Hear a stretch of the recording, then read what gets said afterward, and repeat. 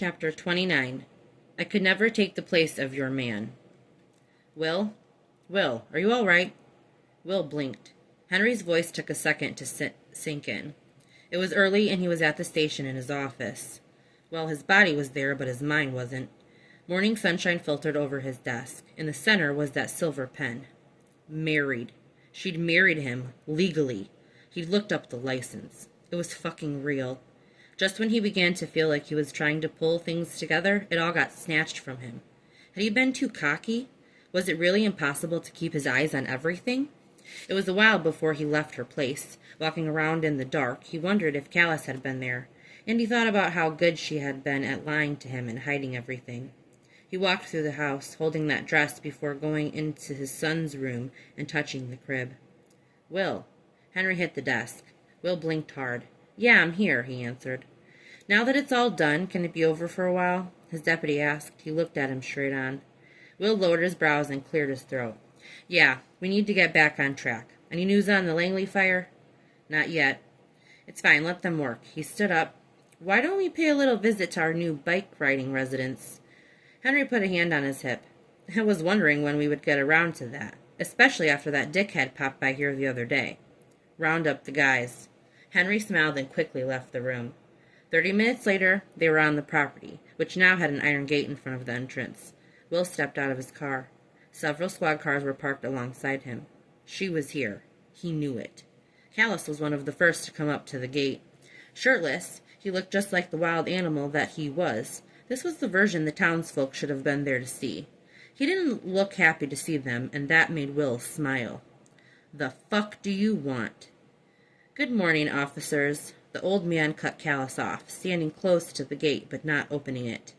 Mr. Jeffries, president of the Tallahassee Death Skulls chapter, good morning to you. Will kept his voice smooth. In his peripheral, he noticed Callus had 2 nipple rings.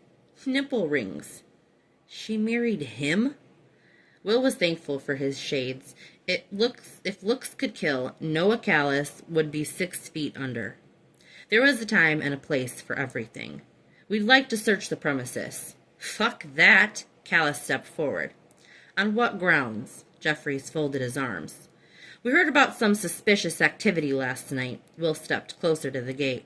A tip from some of our concerned citizens. It shouldn't be a problem if we take a look around, right? At the town meeting, you made it clear the residents had nothing to fear from you. Jeffrey's mouth ticked up a bit at the callback. You'd need a warrant, Sheriff. Just the same as if you'd wanted access to anyone else's property. Will nodded. Correct, Mr. Jeffries. You are well versed in the law. He reached into his back pocket. Luckily, I got a judge to draw this up for me. The sight of the paper wasn't liked by the grizzled crew. Will opened it wide and displayed it at the bars to show the official document. From some fucking suspicious activity you heard last night, you got a warrant to search our place. Callus didn't hide the anger or disbelief from his voice. Tattoos on the side of his neck. What the hell did Lindy see in this guy? He should have been watching her more closely. He had too many fires going at once and left her unattended. Now he was going to have to deal with this. It would have never been an issue if he hadn't cut things the way he did for Ashley. Regardless of what was going on, he should have been clear. Her and Max belonged to him no matter what. They were connected and did nothing, and nothing could change that. Not Ashley and not this fucking bum. Open the gate. Several sets of teeth sucked from their side along with some murmuring in the background. Tin snatched the paper from him and read it. His mouth tightened. As he let out a breath looking up, he lifted his hand. A moment later, the gate opened electronically. Will kept his expression neutral as he walked across the threshold with his men in tow. He still couldn't believe Langley had allowed this trash to infest Amber Falls, and now Lindy and his son were involved. That old bastard would have his arms tucked in casket soon enough. Then he could run Amber Falls the way it was meant to be. He raised a brow. You don't have to follow us. The hell we don't, Callus snapped. They'd been busy. 2 fully constructed buildings were on the property, and a third had a foundation. Being in construction was probably the only thing they weren't lying about. The warehouse, he pointed at, let's start there. The large double doors to the massive buildings were opened, and Will whistled as he walked inside. Fast and furious. He glanced at Callus on the last word. I wonder what happens when we run the serial numbers on these. He made his way over to a showroom-ready Porsche. I have a secret. Some recent hijackings on the state line helped me get that warrant. Feel free to run them, Tin said. Like I said, we're law-abiding men in a motorcycle club. We run 2 legitimate businesses, and we have better things to do than steal cars. I'm sure you do, Will answered Tin, but he wouldn't take his eyes off Callus. Yeah, I know I'm pretty, he said evenly. Curling his lip, Will offered more attention to their inventory. To test their honesty, Will arranged his men to check each of the serial numbers then and there, running them to see if any were tagged as stolen. Suspicious activity comes straight to us, huh? As Will emerged from the warehouse back into the sun, Callus's words followed him. The truckers that were hijacked witnessed bikers in the area on both occasions before they were robbed. He could feel the man's eyes on him before he turned around. Is this your clubhouse? He pointed to the flat building that reminded him of a dive bar. No one responded, which was fine as he casually walked over, scanning the grounds at the same time. There seemed to be more guys here than when he first saw them riding through the town. He counted close to 15 men. They were collecting here like roaches. One of them was standing in front of the door as he walked up, a huge man with a face carved from stone. Move, Will said. The single word struck a match in the man's eyes. He didn't budge an inch. Will didn't have to look to know Callus was near the back of his right side. Bleed. The old man's quiet, assertive voice rang out, but it was undercut with the gentleness Will remembered hearing from his dad back in the day. Was Jeffries also some kind of father figure to these ghouls? Will decided not to dwell on the thought, but tucked it aside as the huge man took 2 heavy steps from the door. The room was dank and a little musty, and the smell of alcohol was faint, but still in the air. He made it a point to slowly walk around the room, knowing how much they hated him there. He felt the same way about them. As he searched, he thought about how all of this had progressed. At first, all he wanted was to see the last of them, but they had outmaneuvered him, got in a good with Langley, and set up a shop. And he continued resisting, but it hadn't been smart. He was going to have to use the situation to his advantage. You guys move fast, he said, turning around in the middle of the room. His boots made a hollow sound on the hardwood floors. I'll give you that. Callus was seething. Will checked every room in the clubhouse personally. From the condition of the bedrooms, most of them lived like rats. I guess it's all clear. The gulp of fresh air Will took once he was out of the building felt better than the sunshine. Henry walked up to him, his mouth flat. Any hits on the numbers? No. Check the bikes, too. Will wasn't going to let it bother him, even if they were all clean. He was here to make a statement. Besides, cars weren't the stolen item he was looking for. That an RV? He pointed at a black and silver trailer that was parked behind the warehouse. He didn't wait for an answer. Once he got closer, he recognized Callus's bike. Near the door, he saw something covered by a blanket. Dexter, his other officer, spotted it too and quickly snatched the covering away. Not long after, his boots skid in the dark. Fuck, what the hell is that? Will couldn't lie. The sight caught him off guard. Lucy, Callus explained. Will didn't give as much reaction as Dexter, but there was a hint of smug amusement in those blue eyes. They're fucking poisonous. The biker nodded. Hell yeah. The large black scorpion seemed barely contained in the aquarium. You want to go in there? Dexter asked, trying to steady his breath. Will narrowed his eyes. Lindy could hear voices. The air conditioning was on in the trailer, but she was still sweating. Softly patting Max was losing its effect. If she moved, would it give her presence away? They were right outside. Will was with another cop, along with Noah, and some others she didn't recognize. Lindy moved as quietly as she could, staying low to the ground to fish Max's pacifier out of her baby bag. She quickly put it in his mouth, hoping he wouldn't spit it out. Noah Alexio Callus, Death Skull's president, Daytona Beach chapter. At least you were, Will spoke from memory. Your people died in a tragic explosion almost 2 years ago to the day. I read the report. The satisfaction of confronting him tingled his neck and shoulders. He watched closely for his reaction. The whole crew was killed, except for you. Will inflected his voice for emphasis. Don't know about the law out there, but for them not to suspect foul play, ruling it an accident? He focused deep on the eyes of the man that thought he was going to take his family. How are you even still a member after some shit like that went down on your watch? Callus's cold eyes flickered just a bit. Nothing else in his expression gave anything away, but he saw that. He was doing his best to keep his own emotions in check. There was still a part of him that didn't want to process what he knew as fact. It made him feel a little better catching them all off guard, and humiliating Callus was icing on the cake. This was just the beginning. Will's phone buzzed. He had no intention of checking it, but it continued to go off, irritating him. He checked to see a few missed calls from Ashley. Then he saw her texts. Shit. Will stared at the trailer, hard. Just your fucking luck. He placed the phone back in his pocket, jerking his eyes back to the biker. But you know it always runs out.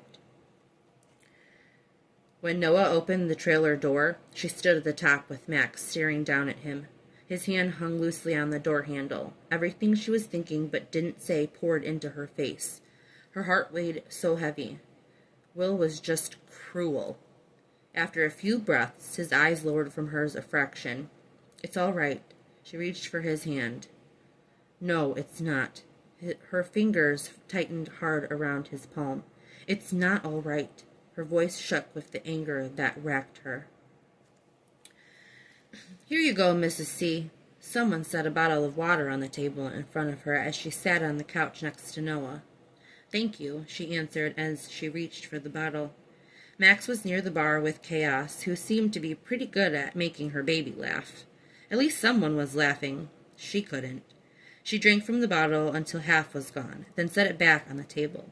Noah's hand found hers and laced their fingers. He could try to make it a weekly thing, you know. Bleed spoke from the front door. This has potential to get out of hand. It's already out of hand. Noah's head rested on the back of the couch, pointing his face up to the ceiling. Lindy sat quietly listening. He's going to keep going, Tin. Noah stared at the light over his head.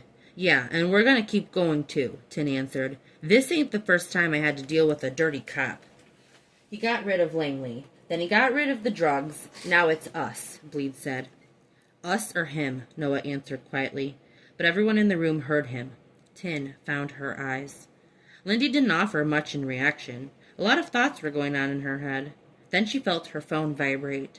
When she looked at it for the first time since yesterday, she saw a missed call from Will, then a text. When she read it, her eyes widened. Langley's awake. Noah sat up, looking over at her. I have an old friend she used to work at the diner. She's a nurse now and just told me he's alert and talking. 9 fucking lives, Tin said.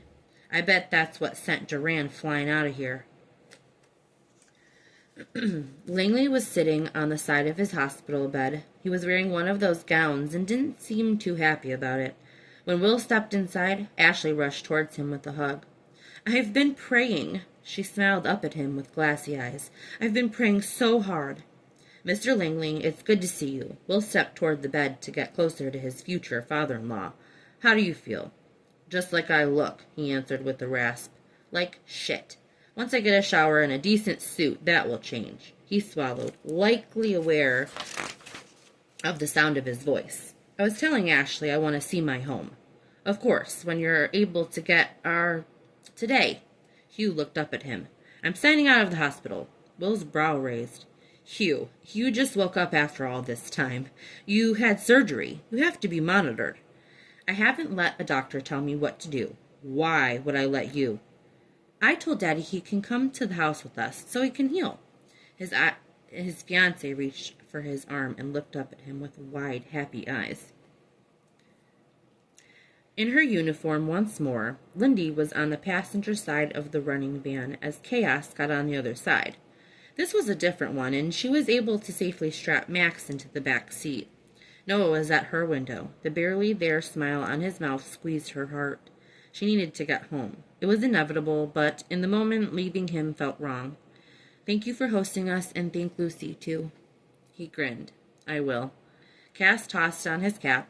Lucy's all right with me, too, as long as she stays caged. Lindy laughed. Noah reached forward and caressed the back of his hand over her cheek, stealing her attention from chaos. Something flashed in his eyes at the same time her heart stopped. A moment later, he pulled his hand away. New terms, Mrs. Callis. Don't forget, he mouthed. On the surface, he was dangerous and beautiful at the same time. But there was more to him than that. She felt it. He tried to brush off what happened with Will, but Lindy knew it hurt him. He'd lost his family, people he was close to that he could never see again.